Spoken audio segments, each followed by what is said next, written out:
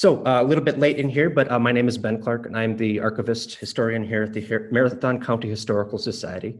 And I have the pleasure this afternoon of telling you about ski jumping, which is a really interesting story. And so we're going to do our best to get through it. One of the interesting things about ski jumping is it's not just a story that is, started here and then it has this meteoric rise. It goes from basically in the early 20s, nobody knows what ski jumping is, to in the late 20s, it was dubbed the king of winter sports here in Marathon County, which is pretty big. And then within 40 years, the popularity has kind of cooled, although it kind of ebbed and flowed during that time, to the point where ski jumping is not as popular. It's not as done today, which I think is a really interesting thing. And in the meantime, there are a surprising amount of ski jumps that have existed over the years in the area. So I'm going to do my best to tell that story and try to hit as many of those ski jumps as possible. Unfortunately, I know YouTube's a little harder to comment on than Facebook is for some people. If you do have any questions, comments, concerns, statements, want to just say hello, whatever, feel free to do that. I won't be monitoring the chat during the course of the presentation, but I will take a look afterwards. We'll have some time for some question and answers at that point. So do feel free to leave anything there at any point. So ski jumping. Ski jumping, before we get into ski jumping itself, which is its own fascinating bit of history, let's just talk about skiing in general, because skiing is not it's an early thing that comes here, especially recreational skiing is what we're talking about.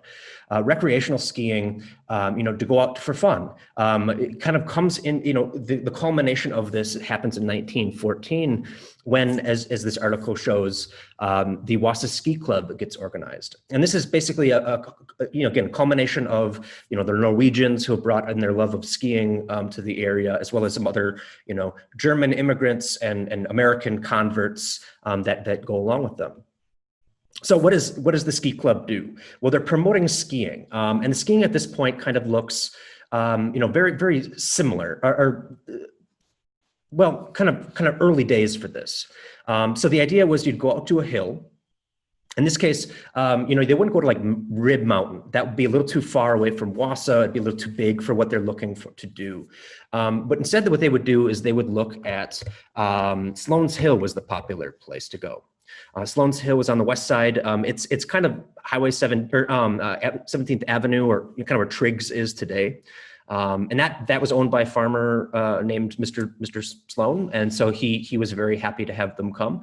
They would hike out there, maybe cross country ski on the way, get a group of friends, pack a lunch, make a day of it, hike up the hill, put their skis on, and come down. And they would just kind of do that over and over until they got tired or the day was threatening to be over, and then they would come home.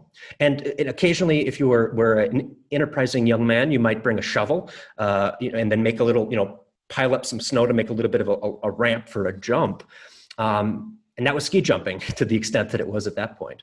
It gets a little bit closer here in 1915, the following year after they get organized, because they actually build a ski jump. Well, it's a slide. It's not quite a jump in the sense that what we're going to see earlier. It was kind of just, as you can see from the highlighted bits here, hopefully, they got some dynamite from the local hardware store, and they kind of cut a little channel so they could kind of control how the angle of the descent.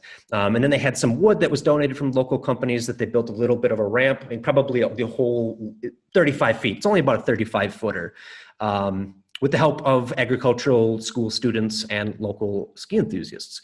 And this was basically just a way to try to get, go down at sort of a nice angle and then get a little bit of air at the top of the hill. And this may well have led to more involvement in ski jumping in sort of more organized fashion, except 1917 comes around, but 2 years later. And after 1917, things kind of cool. The whole club kind of disbands due to inactivity.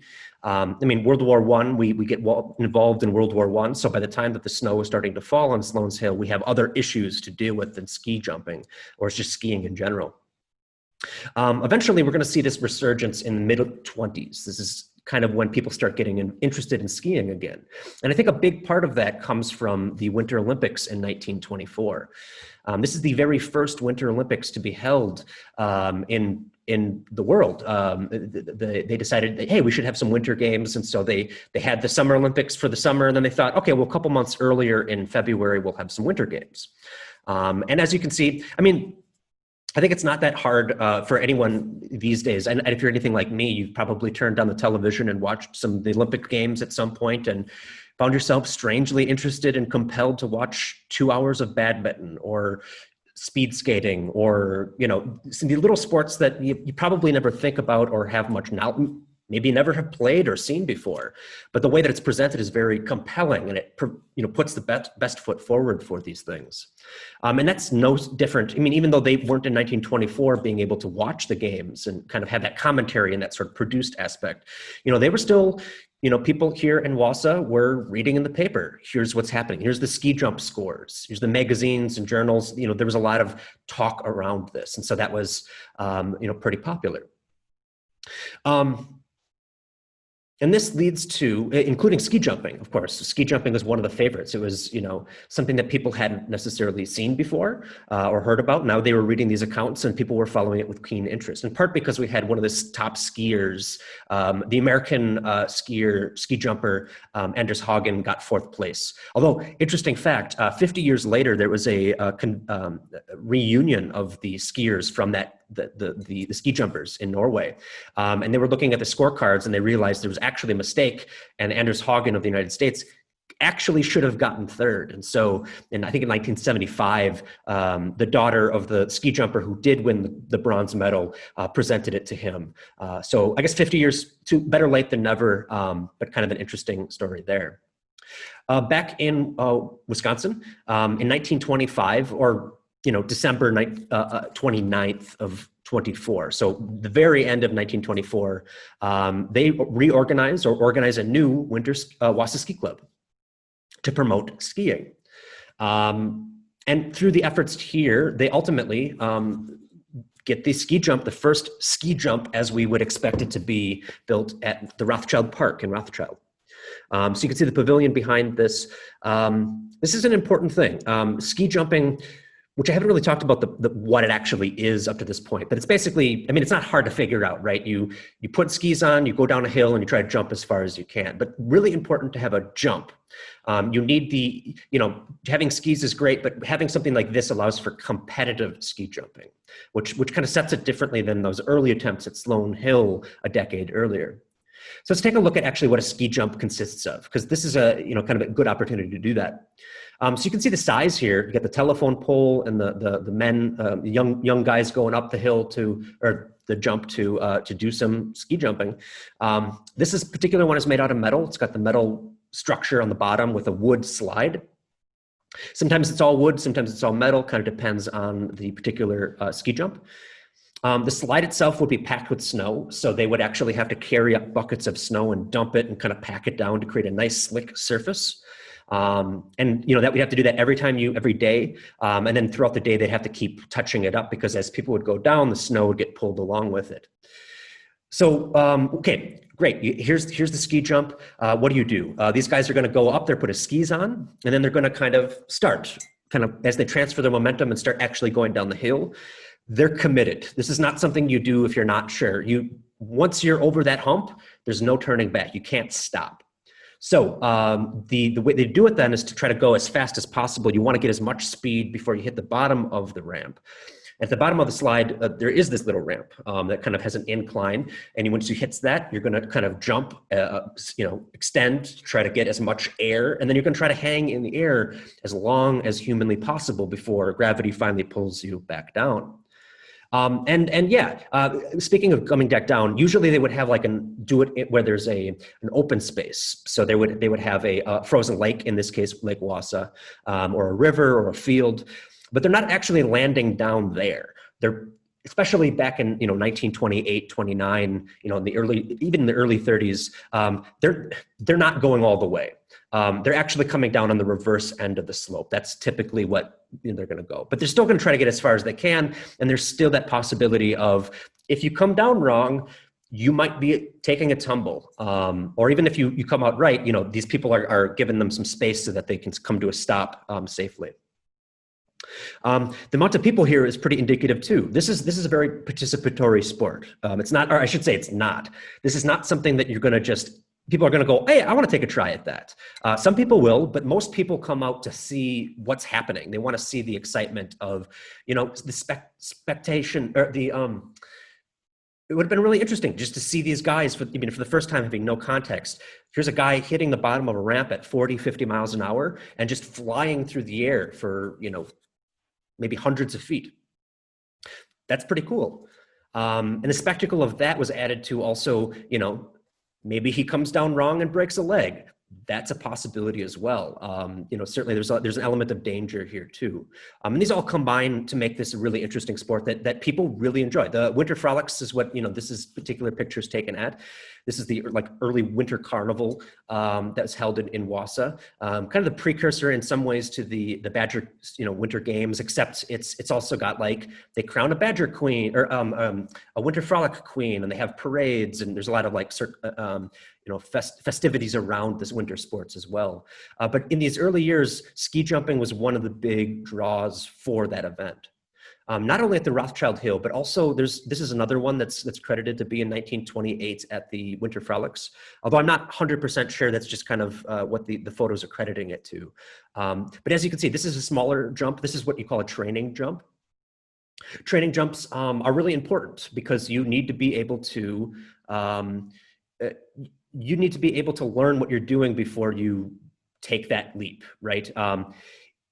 You don't want to just start at the big Rothschild jump where you could easily get hurt if you don't know what you're doing. So being able to, take a young person and say, all right, here's how you put your skis and, get started. Here's how you get up in the air, get used to that sensation so that when you come down, what pose you need to hit.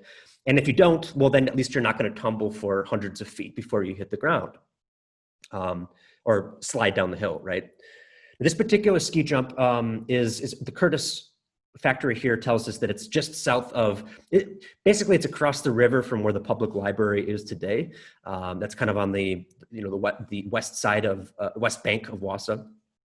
I don't know, honestly, if this ski jump was here long term. This could very well have been a ski jump that was there for a year. Maybe they took it down during the summer and then they put it up somewhere else or sold it, or it just disappeared. We're going to see a bunch of these training jumps appear. I'm going to try to hit as many of them as I can. But yeah, there's a few of them. Don't know much about this one, but that's kind of par for the course. While I'm on before I move on, I also just want to mention real quick, there's an interesting gender thing here too. In the Winter Frolics of 1929, for example, the Winter Frolic Queen, the one that, that won the pageant, she was said to be an avid skier and actually did go on the ski jumps. She was kind of remarked at her bravery for doing that. But that's not typical, even though skiing is kind of interesting because in general, skiing is pretty inclusive in terms of, boys and girls, men and women can ski together, maybe a little separate here and there, but you know what, it's close. Yeah, that's not always the case though. Because, especially in these early years, the 1920s, we still, think about where we are. Women have been voting for less than a decade at this point. There's still that idea that maybe women should probably be in the home and shouldn't be out in the public. We should need to protect women as men. And ski jumping is pretty dangerous. So maybe we don't want to encourage that. And that's not something that just stays in the 20s. So here's a fun thing. Can you picture in your mind a date that you think that the first women participated in ski jumping at the Winter Olympics? What year did the Winter Olympics finally allow women to take part in this? Well, the answer to that question is actually 2014, which is probably a few decades later than what you'd expect. So that's kind of it's just kind of a wider thing. Just kind of worth noting. It is kind of a boys' club for that reason. Going forward, that's kind of, you can take that for granted. Anyway, so 1929, 28, 27, we have these great winter frolics. We have these ski jumps that are amazing. You got this one at Rothschild. It allows people to understand and get a sense for, this is a ski jump. This is what this is. You read about it in here's the accounts from 1924 in the Winter Olympic Games. Here you can see it in person, maybe not at the same level of competition, but you can see it. So that's really helpful, but this is maybe not the best, the best example of what we want to see long-term. And the Wasa Ski Club, which organizes all of this, even in 1927, they are looking at trying to find something more permanent. And that leads to 1929, they finished their own dedicated ski jump hill. And I should say, it's not just ski jumping, they also have some toboggan runs. Toboggans kind of popular in the late 20s, kind of a trendy thing. But it also allows, again, for maybe less specific to just ski jumpers to take part. So the location of this, we often call it the Stark Street Jump because it was located kind of in this region here, kind of east of Tom Field, between Stark Street here in the south and Wasa Avenue on the north. I don't exactly know 100% where it was in here or what orientation it was particularly, but I think that it went from the hill on the north and then they jumped south towards Stark Street. And Stark Street would have been the place that people would have gotten and parked. That's where you would go to get it, or to participate or to see the events. But interestingly enough, in the week leading up to its opening in 1929, the organizers asked the local school kids, we want a name. What name? We have a competition to see who can come up with the best name for this hill. And the winner for this actually suggested a shortening of the Wasa Ski and Toboggan Hill to the Wa Ski Toe, first syllable of each. And that actually is what we know it as in the early 30s. This is the Wasa Ski Toe Hill, which is a very 1930s, late 20s, early 30s sort of mentality of like, how do we name something? We'll just take a bunch of syllables and push them together. But I think by the end of the 30s, it kind of has stopped being known as that. By 1937, maybe the interest in ski jumping has waned a little bit. And we know this because the ski jump, the iron structure that actually on top of the hill there, that was actually disassembled and sold. And I think it went up north somewhere, maybe Eagle River. I'm not 100% where that went, but that's actually kind of common. Sometimes ski jumps get bought and sold and moved around. That being said, even after 1937, there was ski jumping at Stark Street. As you can see by this thing here, this is a poster for the Atomic Ski Club, which was a sort of kids, juvenile ski enthusiast jumping club. Daryl Hoblitz was the ski jumper. He was actually I think just got into high school around this time. And he actually left a scrapbook of his exploits ski jumping with his friends to us, which is kind of how I got started researching all of this. So this is him and his friends, and they're having it at the Stark Street Jump in 1949. So clearly that by some point in the 40s, they actually built another structure. Maybe they brought one back, but it wouldn't have been like a big prestige jump. This is not something that people are going to come from all around for. In fact, this might be sort of an intermediate training jump along with the Parcherville jump. There's also one in Parcherville. Again, I don't know exactly where this was. The only picture that I can find of it, and it's not super descriptive because it's all kind of whited out around it. But there was a training jump as well. But for Daryl and his friends, they would go to Wisconsin Rapids or Iola, where they had actual decent jumps, and that's where they would compete. But that was about to change because in 1949, Brokaw gets its ski jump, which is, I don't know what the most popular ski jump that people still remember, but this is probably it. People still will occasionally remember, hey, yeah, ski jumping. I remember there was one in Brokaw. And there are even people out there that still have ski jumped and still around that remember doing this here. So this is a wood structure here, as you can see. It's got cables kind of holding it in place. This would have been at the top of a hill outside of the village of Brokaw, which is, yeah. Opens in 1949, right at the end of the year. The first real serious adult competitions are held in 1950. And it's actually kind of interesting. Like if there's any question whether or not, clearly there was some ebbs and flows in the popularity of ski jumping, but with this opening, it renewed the interest in ski jumping in the area. And the way that we know this is because there's I'm going to read a little bit of an excerpt here of a article written by a reporter for the Daily Herald covering that first event, where he says, quote, "At times cars were lined up nearly 5 miles back to Wasa, waiting to move into the village of Brokaw for any kind of parking space within walking distance of the ski jump. I know because it took me exactly 1 hour to go from the turnoff on Highway W to the parking area at the foot of the scaffold. I could have walked faster." An estimated 6,000 people, plus an additional 2,000 turned away because there was simply no place left in Brokaw to park a car, should prove that Wasa likes its ski jumping. And yeah, sure enough. By this point in I think this is from 55, this picture, they'd actually sorted out their parking problem and they actually had, parking down here. But that gives a really good indication that 8,000 people around that wanted to come watch the spectacle of the ski jump at this point. So over the course of the 1950s, ski jumping is held in Brokaw. It's a big deal. People really love doing it. People come from all over.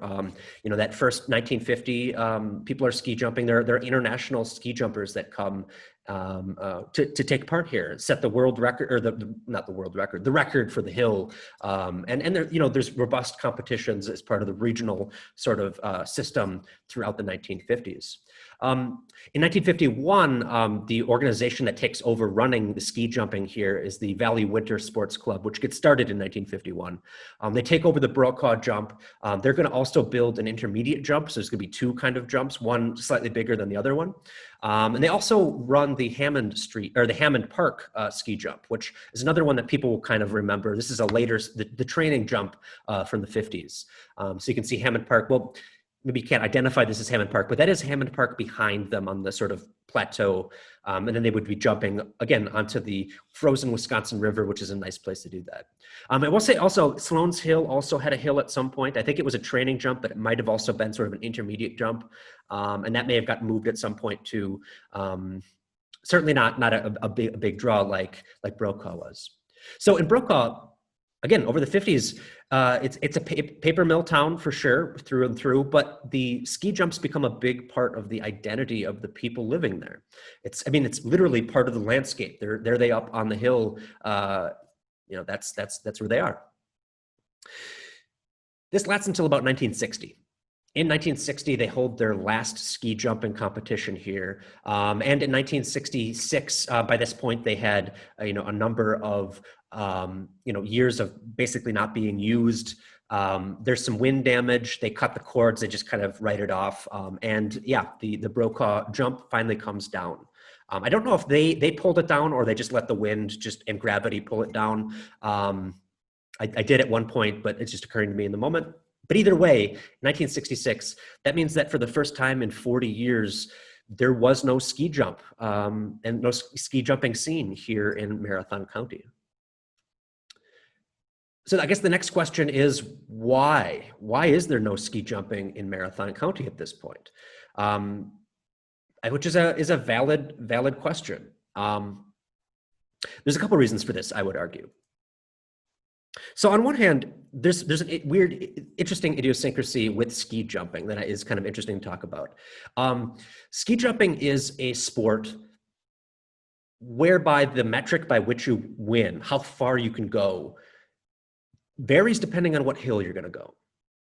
You might have the best Norwegian ski jumper come to Brokaw and take part on this hill, and he might be able to jump 600 yards at the top ski jump in the world. But here, he's not jumping 600 yards. It's just not, there's a ceiling for literally how far you can go. Now, he could approach that ceiling more readily than most average person would, but no one is expecting a world record to be set in Brokaw or Rothschild or the Stark Street jump or anywhere, any of the ones we talked about. It's just not that likely. Now, when they started in 1950, they were still getting up there. They were still very impressive. But as time goes on, as you don't have that impetus, as people aren't really interested in coming and watching the best of the best compete, if you don't have that level of competition, then people aren't going to be inspired to start ski jumping. And if you don't have that community around ski jumping, it's not likely to develop a scene that's going to continue supporting it. For example, Eau Claire, this is a ski jump, the Silver Mines Hill. It's still, you can still jump on it today. And it was built, well, okay, so I think it was built a few decades before it got, it's one of these jumps that gets moved from place to place. I think it was in Indiana for a little bit, and then it moved, eventually in 1969, they moved it to Eau Claire. And this is still, like I said, that's what is that, 3 years after the Brokaw jump comes down, they build this one here. Clearly, there's a support network here of people who want to go skiing. They want to go do ski jumping here. And it's not just, oh, they built this thing. They have to, every decade or so, every couple of years, they're going to have to sink quite a bit of money into keeping this modernizing it, to keeping people interested in getting this going. Now, Eau Claire has 2 ski jumps at the moment, and there's actually a few across Wisconsin. One of the other things we have to bring up as well is Rib Mountain. Rib Mountain gets developed in the late 30s and early 40s. You have the Civilian Conservation Corps moves in 1936 at the camp at the foot of Rib Mountain, and they're going to build a chalet and do a lot of work there. And over the course of the end of the 30s and early 40s, there's going to be a world-class ski hill here, and not ski jumping. It's a kind of different version of it. It's downhill skiing, right? Downhill skiing is a lot more inclusive. Everybody can, because you don't have to just start at the double black diamond run. You can start at the bunny hill, and that's fine. You can take your own pace. You can, there's a lot more flexibility there. And you're not going to break, the likelihood that you're going to break your leg because you don't know what you're doing. I mean, it's still possible, but it's not as likely. And if, let's say, Eau Claire had a Rib Mountain right outside the city limits, maybe they would not be having the likely, I mean, I don't want to blame Rib Mountain for the death of ski jumping, because that's not fair. Promoting skiing is going to promote skiing. And I think arguably the people that are skiing in the 1930s and 40s kind of helped to rejuvenate it in the late 40s and create the Brokaw jump in the 50s. But it's undeniable that the likelihood that, if you can go downhill skiing at Rib Mountain, maybe it's not as exciting. You don't have to get your fix for exciting skiing by doing ski jumping. And so maybe that's why Iola and Eau Claire and these other cities still have an active scene. I don't know, hard to say, but ultimately they do. There's a number of ski jumps, not a lot. Again, back in the heyday, what is this? There's 6 different cities here that have active ski jumps as far as I could find today. At one point, we may have had six different ski jumps operating around the same time just in Marathon County and the surrounding area. But that's no longer the case. It's become a lot more specific. And the other thing, of course, is that ski jumping just gets more and more exciting as people push the boundaries of it, and it becomes more and more specialized. It's not just something that you can just kind of dip your toe in the same way that it maybe was a little bit more approachable in the 30s. Yeah. So I guess that's my attempt to try to explain why the ski jump is no longer a big thing. It was for its time. Obviously today it's no longer the king of winter sports, but it was for about 40 years. It was undeniably one of the most popular winter sport or sporting events to go see and take part in, which I think is pretty remarkable.